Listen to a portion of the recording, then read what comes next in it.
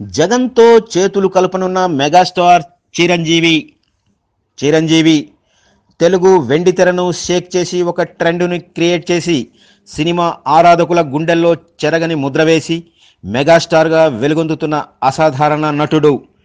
Character ఏ టైపుది అయినా అందులో ఒదిగిపోయి నటించి మెప్పించగల నేర్పరి చిరంజీవి. వెండి తెర మీద ఒక వెలుగు వెలిగి రాజకీయ రంగ ప్రవేశం చేసి కొంత నిరాశకు గురయ్యాడు చిరంజీవి. సొంత పార్టీ ప్రజారాజ్యాన్ని కాంగ్రెస్లో విలీనం చేసి ఎన్నో విమర్శలు ఎదుర్కొన్నాడు ఆయన. కాంగ్రెస్ ప్రభుత్వం అధికారంలో ఉండగా కేంద్ర మంత్రిగా కీలక బాధ్యతలు నిర్వర్తించాడు. అయితే ఏ రోజు రాజకీయాలలో సంతృప్తిగా లేనని చిరంజీవి పలుమార్లు వాపోయాడు కూడా.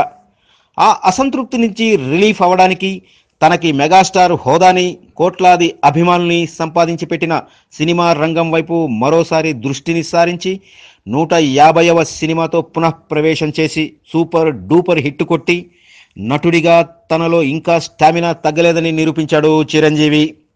అయితే రాజకీయాలలో రాణించలేకపోయాననే అసంతృప్తి మాత్రం ఆయనలో మిగిలి ఉంది.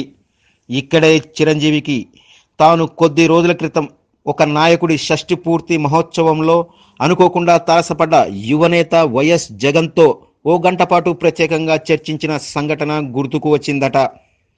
ఆ రోజు జగన్ మాటల్లోని నిజాయితీ, తన పట్ల జగన్కి ఉన్న అభిమానం, వైఎస్ఆర్ సిపిలోకి తను వస్తే హార్ట్లీ వెల్కమ్ చెబుతానన్న జగన్ వైఖరిని తలుచుకొని జగన్తో చేయి కలపాలనుందని తన సన్నిహితులతో అన్నాడట చిరంజీవి. మీరు యువనేత వైఎస్ జగన్ మరియు మెగాస్టార్ చిరంజీవి అభిమానుల అయితే ఈ వీడియోని లైక్ చేసి షేర్ చేయండి.